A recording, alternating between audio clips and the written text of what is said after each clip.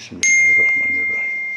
Assalamualaikum warahmatullahi wabarakatuh. A'udzubillah, bismillah, alhamdulillah. Asyhadu an la ilaha illallah wahdahu la syarikalah wa asyhadu anna Muhammadan abduhu wa rasuluh. Ilahi anta maksudi wa ridhoka matlubi a'tini mahabbataka wa ma'rifataka wa a'tini ma'aka abada. Alhamdulillah wa syukru ala ni'amillah.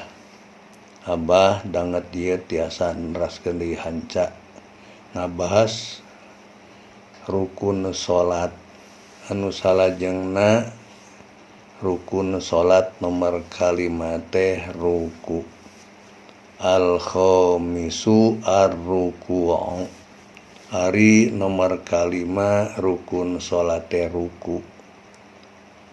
Sakumaha ruku wa aqalluhu lil qaimi sah henteu-henteuna ruku pikeun jalma nu salat bari ngadeg. Ayan haniya qadra usuli rohatai mu'tadil khalqoh rukbataihi yakinan. Yen melengkungkeun tonggongna sakodareun nepi dua dampaleungeun jalma anu sedeng kajadianana teu panjang teuing leungeunna teu ponok teuing leungeunna nepi kana dua tuurna yakin teta nepi kadinya melengkungkeun tonggongna sakodareun nepi dua dampaleungeun kana tuur pikeun jalma anu sedeng kajadianana nu teu panjang teuing leungeunna teu ponok teuing leungeunna. Ngan ari sampurnana mah wa akmaluhu arba'atu asya'a. Sampurna ruku mah 4 perkara. Al-ula al-awwalu taswiyatu dhahrihi wa unukihi wa ra'sihi bihaisu tasiru kalauhin wahidin min nuhasin la'i wajabihi. Ari leuwih utamana ruku teh aya 4 perkara. Kahiji taswiyatu dhahrihi wa unukihi wa ra'sihi, ngaratakeun tonggong, punduk jeung sirah saderajatna. Bihaisu tasiru kalauhin wahid. Saperti eta nu tilu, tonggong, punduk jeung sirah teh kalau hin wahidin jadi seperti papan anu salembar. Teu aya bengkok eta papan, papana lempeng digorerkeun derajatna sarua, derajat tonggong, derajat punuk, derajat sirah tongcung kedang teuing, sedang bae. Kaduana ngalempengkeun bitis. Katiluna nyekelkeun dua leungeun kana dua tuur. Kaopatna ngarenggangkeun ramo-ramo leungeun tujuan supaya madep ka kiblat. Tapi tong renggang teuing taprikon wasaton renggangna anu sedeng-sedeng aja. Eta jang nu nangtung nu ngadeg kumaha lamun salat jal bari diuk. Amal qaidu fa aqalluhu pihaqihi. Anapun rukuna jalma salat bari calik mah sahenteuna ge hak anjeunna muhadzatu jabhatihi amama rukbataihi, malebahan tarangna kana hareupeun dua tuurna. Tok nonggeng saeutik kira-kira tarang malebahan kana hareupeun tuur cukup. Eta akol eta.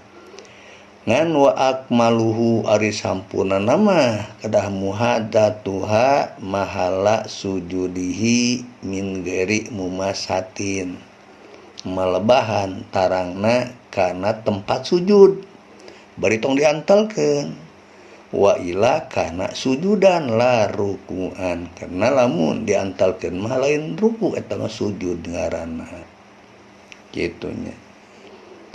jeung disunatkeun tina ruku teh maoskeun subhana rabbiyal azimi wa bihamdihi. Sunat eta, sunatna 3 kali. Ira disunatkeunana tina keterangan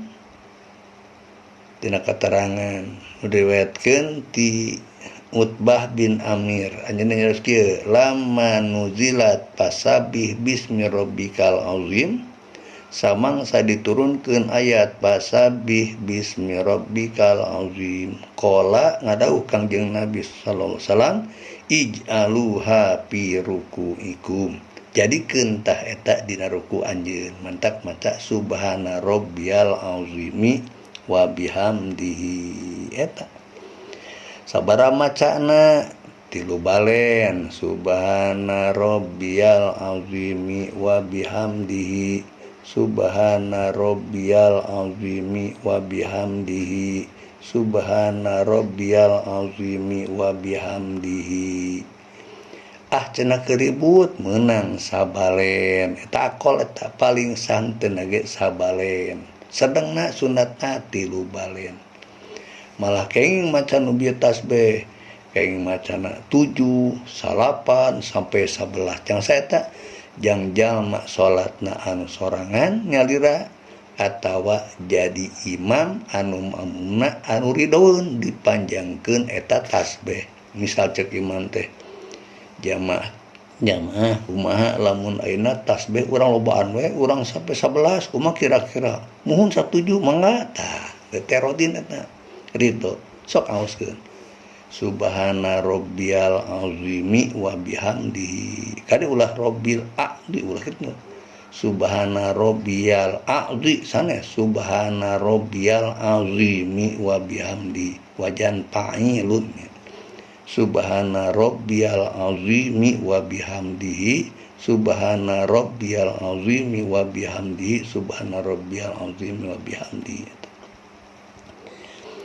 malah sunat ditambihan jang mun parid mah jang imam anu mahsurin anu rodin bitatwil makmumna make Allahumma laka roka'tu wa bika amantu wa laka aslamtu khosya'a laka sam'i wa basori wa muhyi wa uzmi wa asobi wa sya'ri wa basari wa mastaqalat bihi qadamaya lillahi rabbil alamin. Mangata tambahan doa anu bieu upaya bade teh mah mangga. Ya Allah, abdi ruku ka Gusti, iman ka Gusti, Islam pasrah diri ka Gusti, husu ka Gusti. Itu panguping abdi, cepil abdi, pangrung abdi, paningali abdi, sungsum abdi, balung abdi, urat abdi, rambut abdi, bulu-bulu abdi. Kitu sadayana husu ka Gusti. Eta kaing dibaca eta malah sunat pek dibacakeun tina waktu ruku. Naon margina? Margi tina ruku mah baguskeun panjangkeun tina bacaanana sabdi antawisna. Sebagian keterangan ngajelaskeun doa anu ku Allah cepet dijabah teh keur salat. Dina salat keur waktu ruku jeung waktu sujud. Sujud panjangkeun, ruku panjangkeun. Tarupina ti Abah cekap sakih heula, mudah-mudahan walaupun salit masing ageng kemanfaatan pikeun sadayana. Billahi taufik wal hidayah. Wassalamualaikum warahmatullahi wabarakatuh.